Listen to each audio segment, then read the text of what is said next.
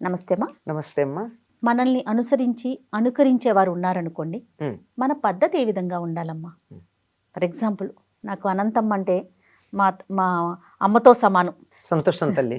ప్రతిదీ అమ్మ ఇలా చెప్పారు, అనంతమ్మ అలా చెప్పారు, నేను ఇలా చేయాలి, అలా చేయాలి, ఇది చెయ్యకూడదని అమ్మ చెప్పారు అంటే అంతలా నేను అనుకునేటప్పుడు అలా చాలా మందిని అనుకుంటూ ఉంటారు కదా, వాళ్ళ పద్ధతి ఏ విధంగా ఉండాలి? మనకి భగవద్గీతలోనే ఒక మాట చెప్పారమ్మా కృష్ణుడు, యద్యదాచరతి శ్రేష్ఠ తత్తదే వేతరో జనాః సహ ప్రమాణం కురితే లోకస్తదనువర్తతే అని.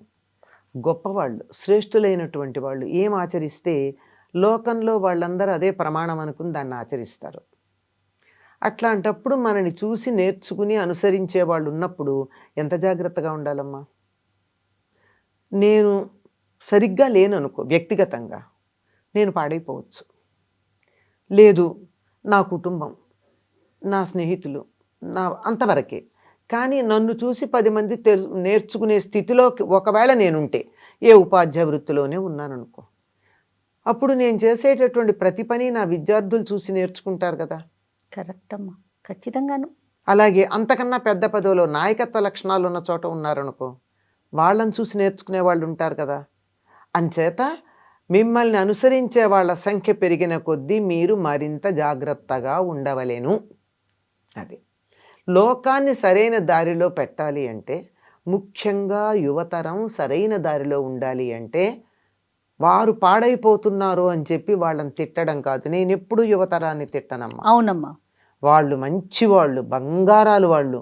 వాళ్ళకి ఆదర్శం మనం చూపించట్ల. ఎట్లా ఉంటే బాగుంటుంది అని వాళ్ళకు ఆదర్శం చూపిస్తే వాళ్ళు అట్లా ఉంటారు. వాళ్ళకి ఏమీ లేకుండా వీళ్ళు అట్ట అయిపోయారు, ఇట్ట అయిపోయారంటే ఎట్లా ఉండాలో వాళ్ళకి నువ్వు చెప్పావా? చెప్పలేదు కదా. పోనీ నోటితో కూడా చెప్పక్కర్లేదు, ఒక చక్కగా ఒక ప్రవర్తనలో చూపించవచ్చు.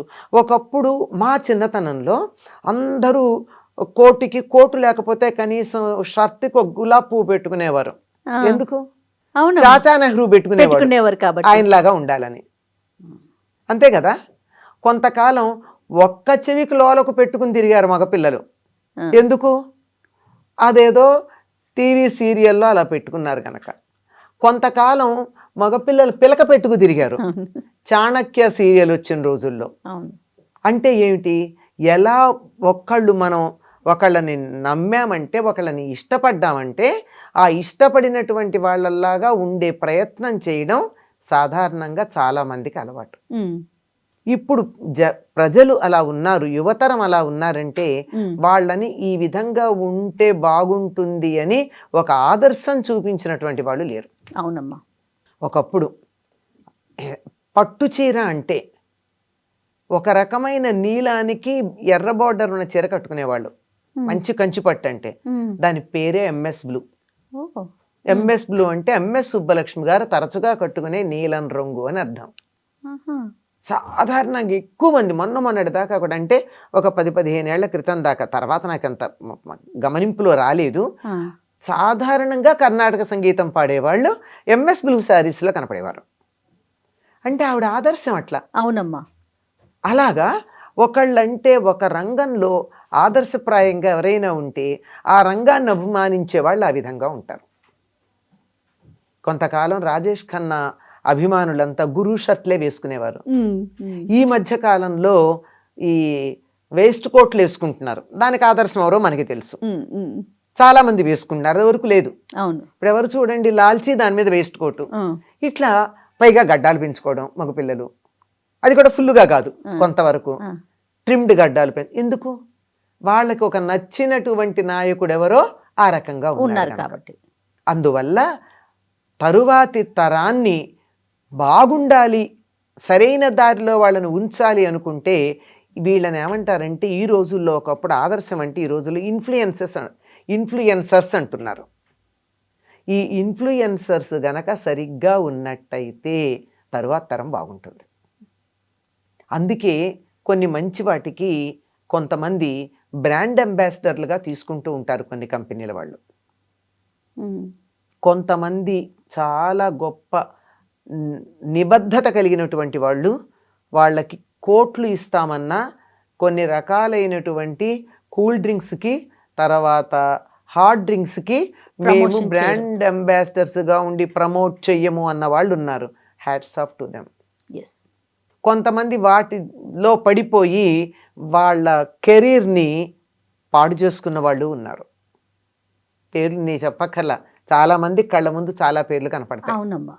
కనుక ఒకళ్ళకి తరువాత తరం బాగుండాలి అంటే జంజీ అనే పదం వాడుతున్నాం వాళ్ళని. వాళ్ళకి బాగుండాలి అంటే ఈ ఇన్ఫ్లుయెన్సర్స్ అని చెప్పేటటువంటి వాళ్ళు చక్కగా ఉండాలి. ఉదాహరణకి నేను ఎక్కువగా చెప్తూ ఉంటాను, యాంకర్లు ఉన్నారమ్మా, అమ్మా వాళ్ళు కానీ చక్కగా ఉంటే ఫలానా యాంకర్ అట్లా ఉంది అని చెప్పి అమ్మాయిలందరూ చక్కగా ఉండరా? ఖచ్చితంగా ఉంటారమ్మా. మీరు ఒకళ్ళు ఉన్నట్టుగా మనం ఎందుకు ఉండాలమ్మా?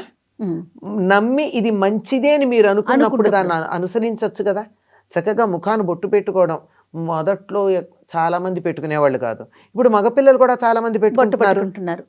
వాళ్ళకు ఒక ఆదర్శం ఉంది, ఫలానా వాళ్ళు పెట్టుకున్నారు కనుక మేము పెట్టుకుంటున్నామని. ఇప్పుడు ఆడపిల్లలు కూడా తప్పనిసరిగా యాంకర్లందరూ ముఖాన్ని బొట్టు పెట్టుకుంటే అసలు ఎంత అందంగా ఉంటారు సార్, అద్దంలో చూసుకోవచ్చుగా. అద్దంలో చూసుకుని ఆ తర్వాత పెట్టుకోవాలో పెట్టుకోనక్కర్లేదో నిర్ణయించుకోవచ్చు. చక్కగా అట్లా పెట్టుకుని అది మంచి డ్రెస్ చీరలు కట్టుకుని, నావికా కుమార్ ఎవరో ఒక ఆవిడ ఉంటుంది, లావుగా ఉంటుంది, ఇండియా టుడేనా ఏదో ఒక అవును దాంట్లో ఆవిడ కొంచెం బొద్దుగానే ఉంటుంది. ఆవిడని ఏనాడన్నా వేరే రకమైనటువంటి డ్రెస్లో చూసారా మీరు? చక్కగా ఇంత బొట్టు పెట్టుకుంటుంది, అంత అంచున్నటువంటి మంచి చీరలు కడుతుంది, అన్ని చీరలకు అంచు ఉంటుంది, మంచి బార్డర్ ఉన్న చీరలు కడుతుంది. ఎంత డిగ్నిఫైడ్గా ఉంటుంది, ఆవిడ మాట్లాడుతుంటే వినాలనిపిస్తుంది. అలా ఉండొచ్చు కదా. You can be a trend setter. If you really feel this is good, you can be a trend setter. Trend setters సరైన వాళ్ళు లేరు మనకి ప్రస్తుతం. ఏ మాట కామాట ఒప్పుకుని తీరాలి. చాలా కొద్ది మంది ఉన్నారు, అస్సలు లేరంటంలా. మొత్తం యువతరాన్నంతా ఇన్ఫ్లుయెన్స్ చేయగలిగినటువంటి ట్రెండ్ సెట్టర్స్ ఉండాలి. అలా గనక ఉన్నట్టయితే కనీసం కొంతమంది అయినా 10 మందిలో కనపడేవాళ్ళు, స్క్రీన్ మీద కనపడేవాళ్ళు, స్టేజ్ మీద కనపడేవాళ్ళు, సిల్వర్ స్క్రీన్ మీద కనపడేవాళ్ళు, వాళ్ళు కొన్ని మంచి గనక ట్రెండ్స్ గనక సెట్ చేయగలిగితే ఎంత బాగుంటుందమ్మా. ఇమాజిన్. కానీ ఎక్కడికో ఆగిపోతున్నాం కదా. ఎక్కడమ్మా? ఆ మధ్య ఎవరో ఒక మేనకా గాంధీ కదా, ఆవిడ వేగన్గా ఉండడం మొదలుపెట్టిన తర్వాత చాలామంది అనుసరించటం మొదలుపెట్టారు. అట్లా ఎవరో ఒకళ్ళు ఏదో ఒక మంచి దాన్ని, మామూలుగా నార్మల్గా ఉన్నవాళ్ళు కాదమ్మా, ఇన్ఫ్లుయెన్స్ చేయగలిగినటువంటి వాళ్ళు ఇవాళ పదం వాడుతున్నారు. ఒకప్పుడు ఆదర్శ పురుషులు అనేవాళ్ళం, ఈ రోజుల్లో ఇన్ఫ్లుయెన్సర్స్ అంటున్నాం. ఇన్ఫ్లుయెన్సర్స్ గనక మంచి ఆదర్శాలు గనక తీసుకున్నట్టయితే జంజీ ఎంత బాగుంటుందమ్మా. ఇప్పుడు భక్తి క్లబ్సో ఏవో పెట్టుకుంటున్నారు, సంథింగ్ ఏదో. ఇప్పుడు ఏంటి, యువతరానికి కావాల్సింది ఏమిటి? వాళ్ళకి అలా డల్గా కూర్చోవడం కాదు. ఎందుకంటే వాళ్ళకి ఎలాగూ కాలేజీల్లో పాఠశాలలో ఉద్యోగాలు చేసే చోట కదిలే అవకాశమే లేదు కదా. ఏదో ఫిజికల్ యాక్టివిటీ కావాలి. పాటతో పాటు ఆట రెండు ఉన్నాయి అనుకో, వాళ్ళు అక్కడికి వెడతారు.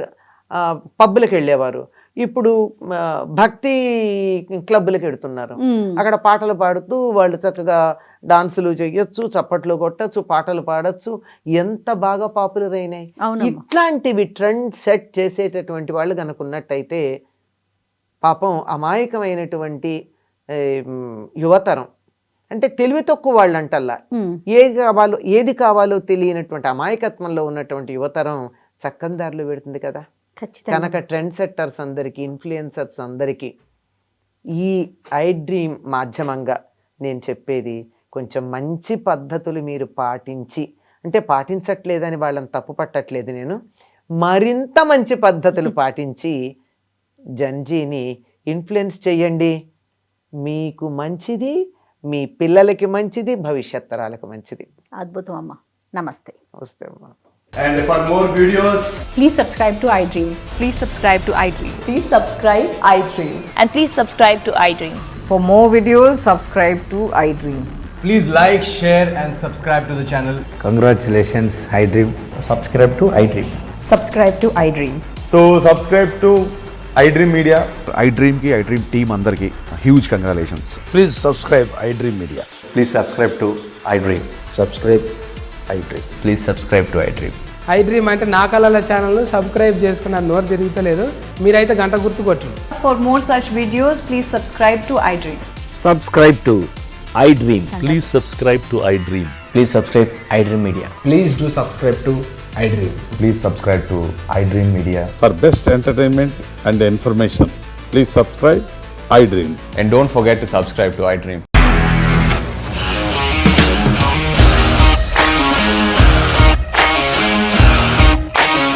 ఇండస్ట్రీలో కమిట్మెంట్ ఇష్యూస్ వస్తే నీకు కూడా వచ్చినట్టు మార్నింగ్ తీసుకెళ్ళానంటే కొట్టి పడేస్తారు.